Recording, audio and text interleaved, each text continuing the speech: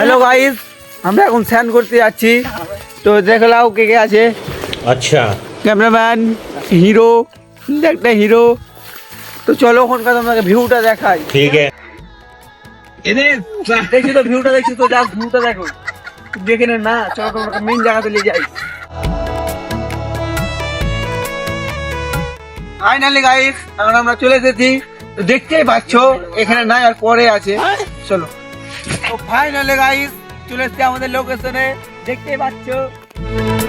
तेरा फितूर जब से चढ़ गया रे, तेरा फितूर जब से चढ़ गया रे, इश्क जो जरा सा था वो बढ़ गया रे,